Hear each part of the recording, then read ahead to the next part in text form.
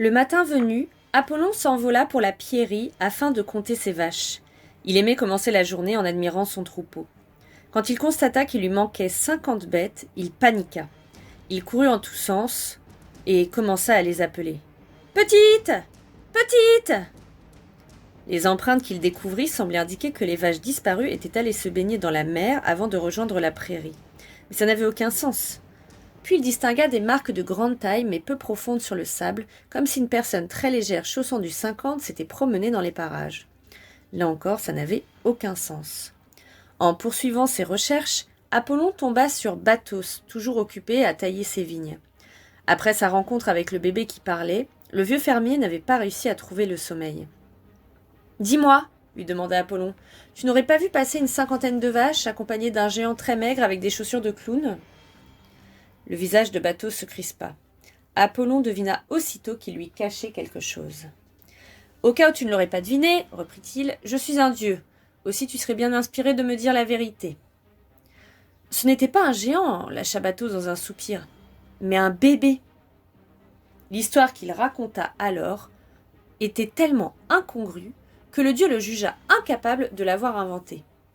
D'autre part, il avait entendu dire que la titanide Maïa avait accouché d'un bébé dieu la nuit précédente sur le mont Silène.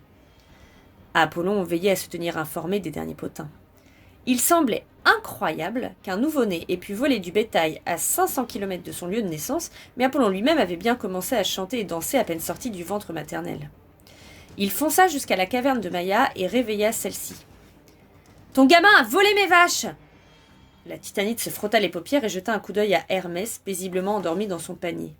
« Tu dois te tromper, dit-elle à Apollon. Mon bébé n'a pas bougé de la nuit. »« C'est lui, ça ne fait aucun doute, insista le dieu. Regarde, il a de la sauce barbecue sur le menton, il a dû planquer mes vaches dans cette caverne. » Maïa haussa les épaules. « Je t'en prie, dit-elle, fais comme chez toi. » Apollon mit la caverne sans dessus-dessous. Il regarda au fond des jarres, derrière le métier à tisser, sous le matelas, mais bizarrement, les vaches ne s'y trouvaient pas. À bout de patience, il marcha droit vers le berceau. « Assez joué, gamin !» lança-t-il Hermès. « Maintenant tu vas cracher le morceau. Qu'est-ce que tu as fait de mes vaches ?»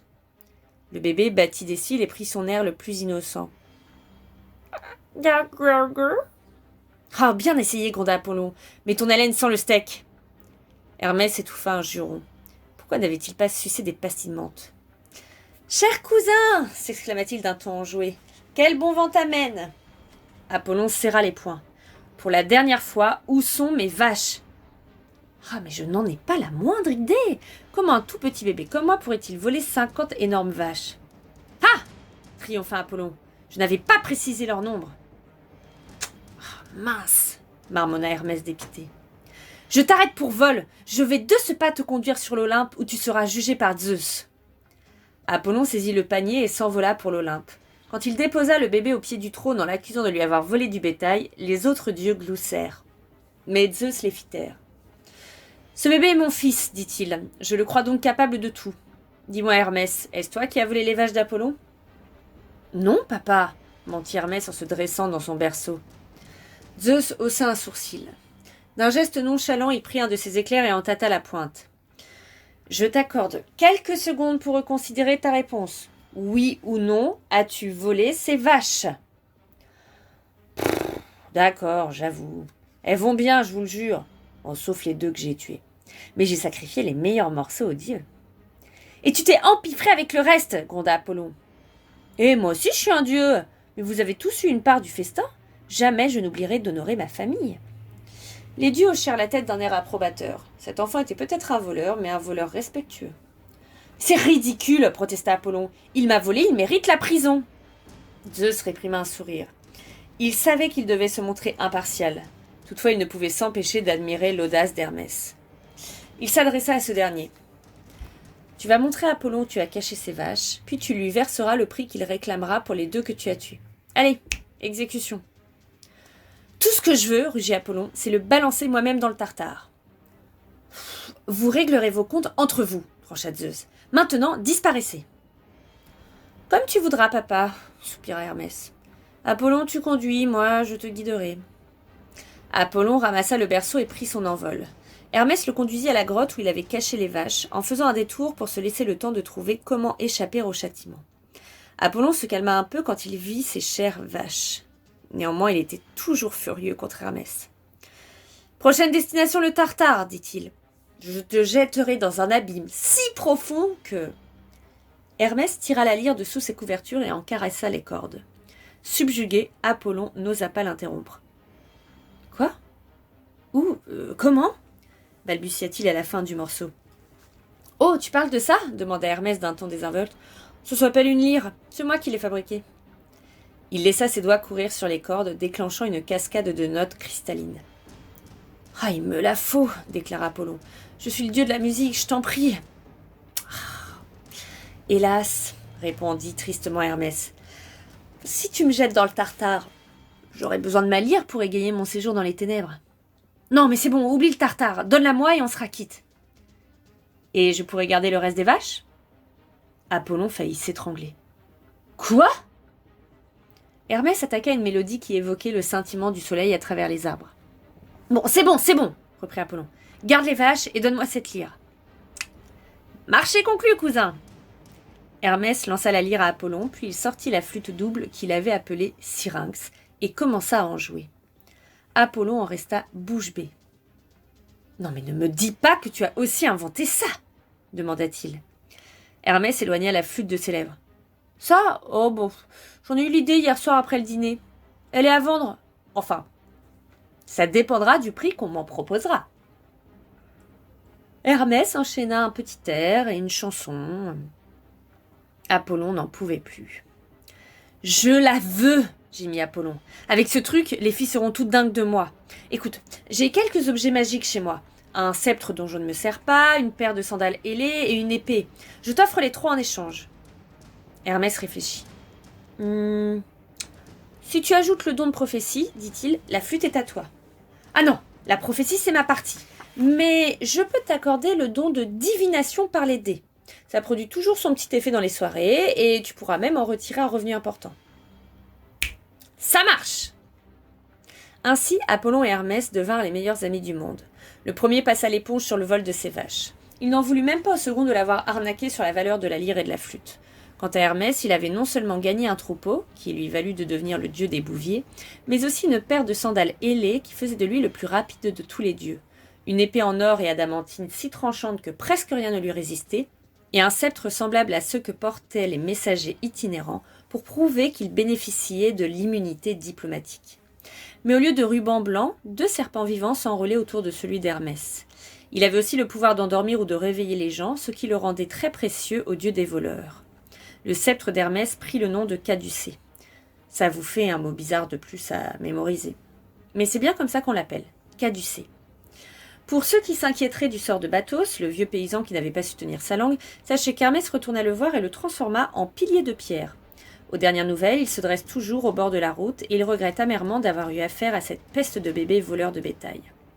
Hermès acheva sa croissance en quelques jours. On le représente généralement sous les traits d'un bel adolescent aux cheveux noirs bouclés, avec à peine l'esquisse d'une moustache. Mais bien sûr, en tant que dieu, il peut prendre l'apparence qu'il veut. Zeus fit de lui son messager et son exécuteur des basses besognes.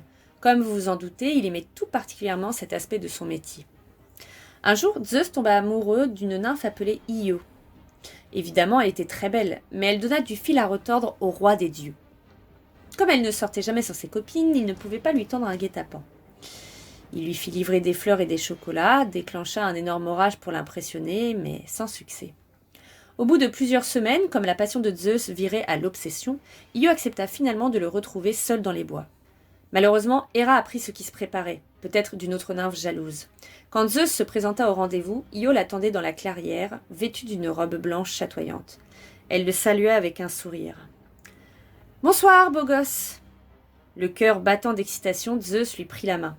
Au même moment, une voix familière jaillit de la forêt. « Zeus, où te caches-tu encore, espèce de sale coureur ?» Dans son affolement, Zeus transforma la pauvre Io en le premier animal qui lui vint à l'esprit. Une vache. Quand Héra déboula dans la clairière, elle trouva donc son mari nonchalamment appuyé contre le flanc d'une génisse blanche. « Je peux savoir ce que tu fabriques ?» demanda-t-elle d'un air méfiant.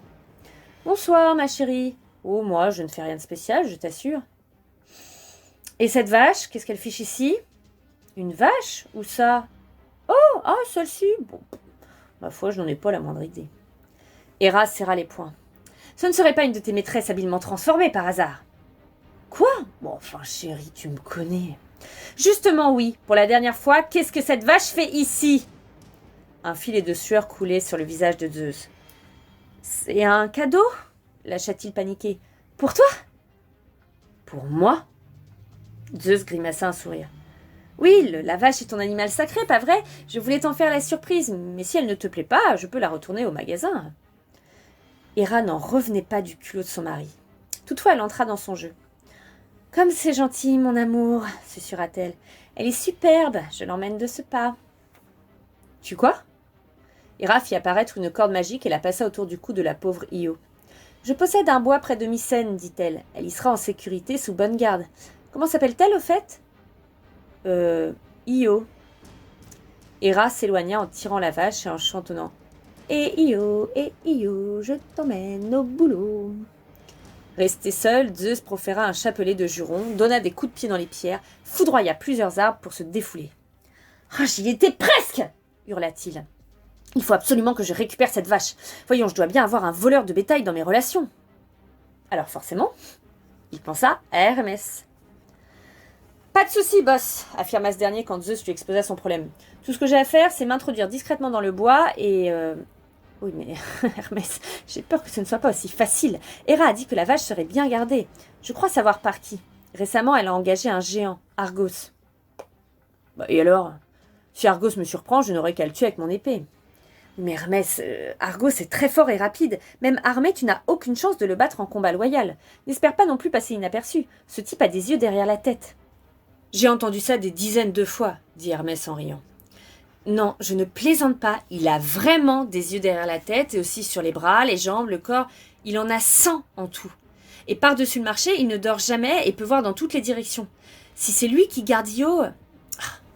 T'inquiète pas, papa, je trouverai une solution, promit Hermès avant de s'envoler.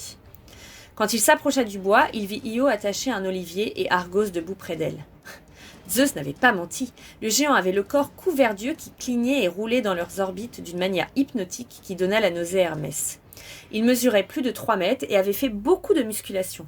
Il tenait à la main une massue hérissée de pics en acier. Hermès se demanda s'il possédait aussi des yeux au creux des paumes et, dans ce cas, s'il avait des cocards à cause du manche de sa massue. Il prit l'apparence d'un berger et transforma son caducée en un bâton ordinaire. Il pénétra ensuite dans le bois en sifflotant et feignit la surprise en apercevant Argos. « Bon Dieu, ce que tu es grand !» s'exclama-t-il souriant. Le géant fut décontenancé. Il avait l'habitude qu'on le charrie à cause de ses yeux, mais ce berger n'exprimait ni dégoût ni effroi devant lui. « Il fait chaud, pas vrai, hein ?» ajouta Hermès en s'essuyant le front. « Ça t'ennuie si je me pose 5 minutes ?» Sans attendre, Hermès s'assit dans l'herbe, son bâton près de lui. Le caducée se mit à bombarder Argos, dont de soporifiques. Bientôt, le géant se sentit dans le même état que vous en classe après un déjeuner un peu trop copieux. Mais Argos s'était entraîné à résister au sommeil. Hermès comprit qu'il allait devoir gagner du temps. « J'ai eu une dure journée, dit-il en tendant une cruche au géant. « Tiens, bois une gorgée d'eau fraîche et je te raconterai ça. » Argos mourait de soif. Il venait de passer plusieurs heures en plein soleil à surveiller cette fichue vache, suivant les instructions d'Héra. Mais comme il était en service, il secoua la tête pour refuser. Il répugnait à parler, de peur de dévoiler les yeux qui tapissaient sa langue et l'intérieur de sa bouche. Hermès continua à le bercer de paroles. En tant que dieu du voyage, il connaissait des tas d'histoires du monde entier. En bon messager, il savait aussi tenir un auditoire en haleine. Il régala Argos avec les derniers potins de l'Olympe. « Tu connais la meilleure ?» demanda-t-il. « Il paraît qu'Hermès a volé le troupeau d'Apollon. » Et il raconta l'histoire comme si elle était arrivée à quelqu'un d'autre. Cependant, le caducée continua à diffuser ses ondes, tissant dans l'atmosphère une couche de somnolence aussi moelleuse qu'une couverture. Au bout d'une demi-heure, Argos posa sa massue. Il se laissa tomber près d'Hermès et accepta une gorgée d'eau fraîche. Hermès continua à plaisanter, lui donnant peu à peu l'impression qu'ils étaient les meilleurs amis du monde. 1 heure plus tard, Argos sentit ses paupières s'alourdir. Il se rappelait qu'il avait une mission à accomplir, mais laquelle ? Son imagination vagabondait à travers l'écheveau d'histoire qu'Hermès déroulait pour lui. Enfin, le pseudo-berger entonna une berceuse, celle-là même que sa mère lui avait chantée la nuit où il était né, à propos des chiens d'Artémis, des chevaux de Poséidon et des vaches d'Héra. Argos dodelina de la tête 1 fois, 2 fois, puis tous ses yeux se fermèrent, il se mit à ronfler. Hermès se leva lentement et tira son épée sans cesser de chanter. Il se glissa derrière le géant et lui trancha la tête. « Bonne nuit !» lança-t-il d'un ton enjoué. Je retire ce que j'ai dit. Hermès était bel et bien un assassin, en fait. Puis il détacha Io et la ramena à Zeus. Héra fut folle de rage, mais elle n'avait aucune preuve contre Zeus. Celui-ci, en revanche, fut ravi au point d'accorder une prime exceptionnelle à Hermès. Quant à Io, quand Zeus se fut lassé d'elle, Héra la transforma en vache, cette fois définitivement, et lança un temps à ses trousses, obligeant la malheureuse à fuir de pays en pays pour échapper à ses piqûres. C'était vache de sa part, mais au moins Hermès eut la satisfaction d'avoir accompli sa mission.